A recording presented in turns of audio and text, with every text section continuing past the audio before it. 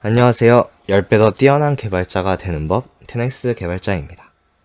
오늘은 기술 면접 단골 질문이면서 실제 서비스를 개발하려면 모든 개발자가 꼭 알아야 하는 DB 트랜지션 격리 수준에 대해서 그림과 예시로 정말 쉽게 설명해 드리려고 합니다. 하나의 글에 모든 트랜지션 격리 수준을 다루기는 양이 너무 많아서 밑처럼 1, 2편으로 나누어 글을 써보고자 합니다. 오늘 1편에서는 커밋 투 읽기와 반복 읽기 격리 수준에 대해서 설명드리도록 하겠습니다. 우선 트랜지션 격리 수준이 왜 필요한지부터 알아보도록 하겠습니다. 사용자 1, 2가 동일한 계좌에 100원씩 동시에 송금하는 상황을 가정해 보겠습니다. 이때 아무런 트랜지션 격리 수준이 존재하지 않는다면 과연 어떻게 될까요? 위의 사진처럼 사용자 1, 2의 송금 트랜잭션이 동시에 실행된다면 두 명이 100원씩 총 200원을 송금했음에도 불구하고 계좌의 잔고는 1000원에서 100원만 증가한 1100원이 됩니다.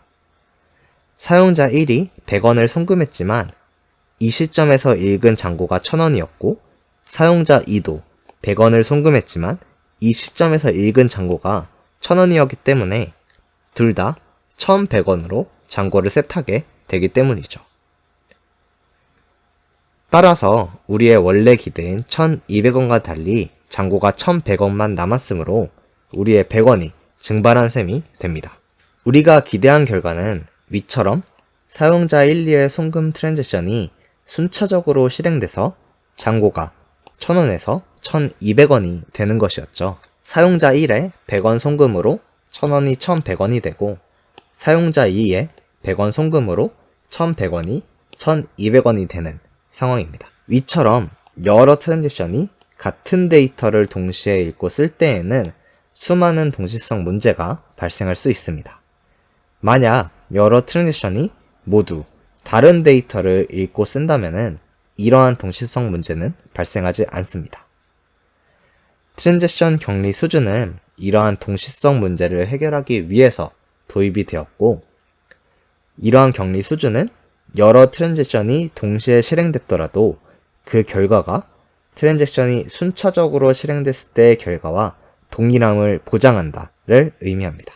먼저 가장 기본적인 격리 수준인 커밋 투 읽기 격리 수준을 알아볼 텐데요. 커밋 투 읽기 격리 수준은 아래 두 가지를 보장합니다. 첫 번째는 DB에서 읽을 때 커밋된 데이터만 있는 더티 리드가 없음을 보장하고 두 번째는 DB에 쓸 때 커밋된 데이터만 덮어 쓰는 더티 라이트가 없음을 보장합니다. 먼저 더티 리드부터 왜 막아야 하는지에 대해서 알아볼 텐데요. 더티 리드 방지란 위의 사진처럼 커밋된 데이터만 읽는다를 의미합니다.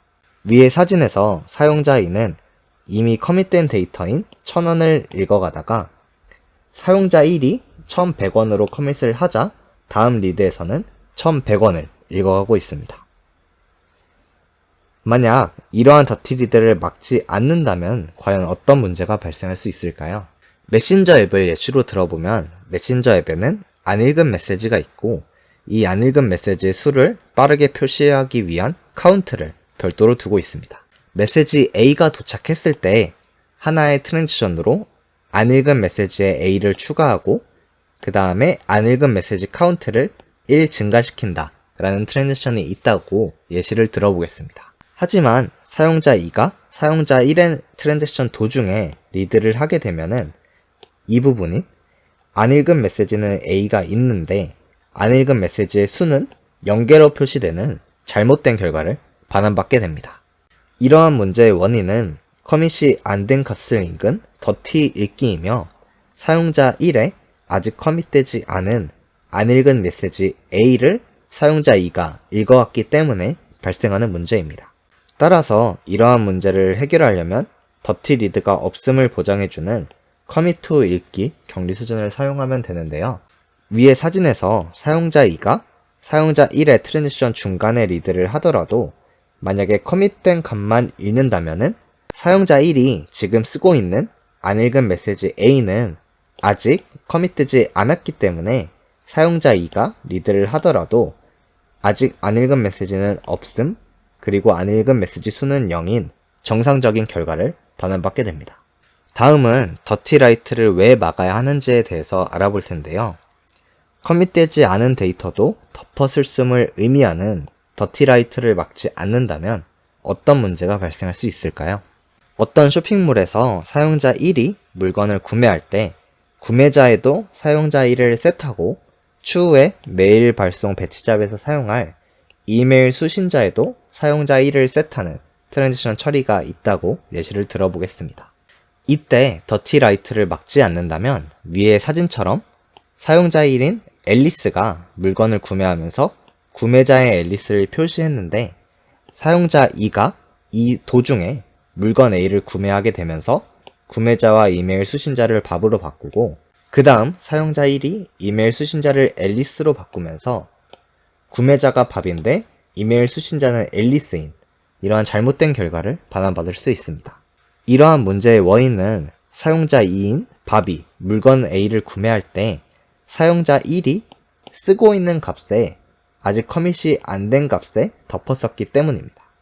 따라서 이러한 문제를 해결하려면 더티라이트가 없음을 보장해주는 커밋 투 읽기 격리 수준을 사용하면 됩니다.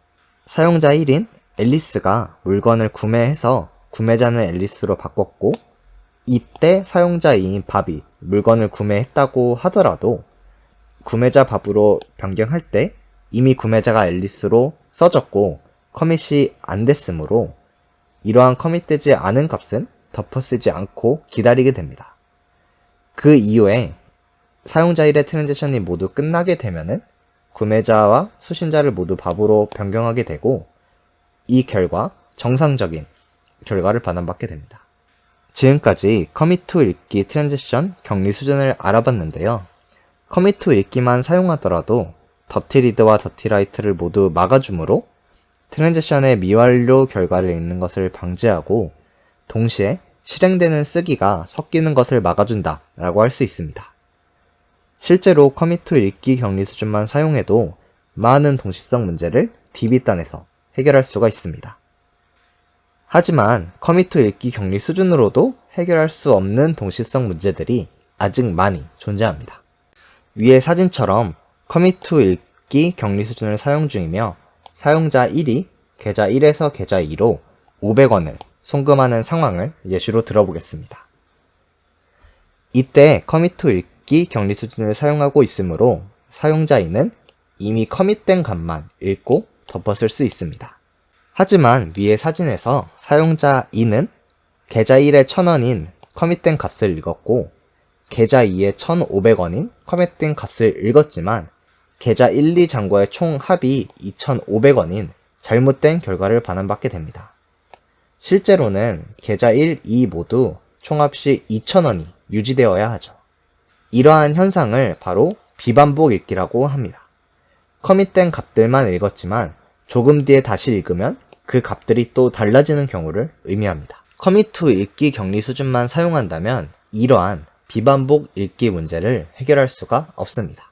위의 예시의 경우 몇 초 후 사용자 2가 새로 고침을 한다면 다시 정상적인 결과를 반환받을 가능성이 높으므로 지속적인 문제는 아니지만 특정 상황에서는 이러한 일시적인 비정상 응답의 반환조차 허용할 수 없는 상황도 있습니다. 예를 들어서 데이터베이스 백업과 시간이 오래 걸리는 쿼리가 있는데요.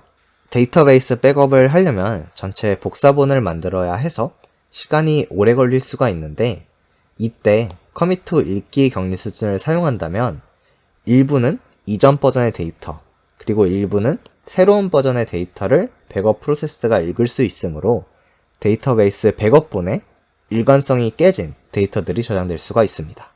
이러한 비반복 읽기 문제들을 과연 어떻게 하면 해결할 수가 있을까요? 바로 반복 읽기 격리 수준을 사용하면 해결할 수가 있습니다. 다시 원래의 문제로 돌아가 보겠습니다. 위의 사진에서 사용자 2는 사용자 1이 커밋한 계좌 1의 1000원과 계좌 2의 1500원 데이터를 읽고 있지만 여전히 잘못된 결과를 반환받고 있습니다. 이러한 비반복 읽기 문제를 해결하기 위해서 바로 스냅샷 격리라는 개념을 도입할 수가 있습니다. 스냅샷 격리란 데이터베이스가 각 데이터마다 여러 버전의 값들을 유지하고 트랜잭션마다 순서인 트랜잭션 아이디를 부여해서 트랜잭션별로 읽을 수 있는 데이터를 특정 시점의 데이터로 고정하여 이후의 트랜지션들에서 가해진 변경으로부터 데이터를 스냅샷을 찍어서 보호하는 것을 의미합니다. 스냅샷 격리를 사용하는 반복 읽기 격리 수준을 적용하게 되면은 위의 사진처럼 사용자 2의 트랜지션 ID는 12이고 사용자 1은 트랜지션 ID가 13이라고 하면은 사용자 1이 아무리 계좌의 잔고를 바꿔도 새로운 버전으로 추가가 되고 이전에 실행됐던 사용자 2의 트랜지션은 트랜지션 12 이전의 데이터들만 일관적으로 볼 수가 있습니다. 따라서 위의 사용자 2는 사용자 1이 계좌 잔고를 업데이트 했음에도 스냅샷 격리를 통해서 자신의 트랜지션이 실행된 시점의 데이터들만 변하지 않고 일관적으로 바라볼 수가 있는 것이죠. 이러한 스냅샷 격리에서는 각 트랜지션의 아이디인 TXID를 기반으로 데이터를 어느 버전까지 읽을지를 결정하는 것이 중요한데요. 이를 바로 스냅샷 격리의 가시성 규칙이라고 합니다. 이러한 가시성 규칙은 다음과 같은 조건들로 구성되는데요.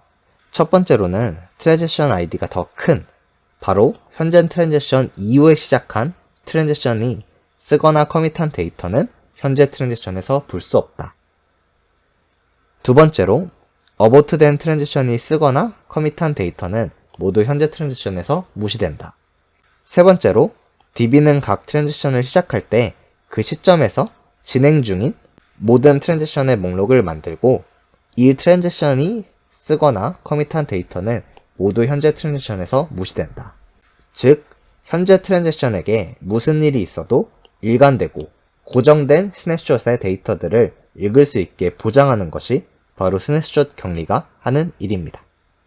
쉽게 말해서 스냅샷 격리는 아래의 두 조건을 모두 만족하는 데이터만 볼 수 있게 보장을 해주는데요. 읽기를 실행하는 트랜지션이 시작한 시점에 데이터가 모두 커밋된 상태였다. 그리고 데이터가 아직 삭제되지 않았거나 삭제되었다고 표시는 되었지만 이 삭제 표시를 한 트랜지션이 실행 시점에서 커밋되지 않았다 입니다.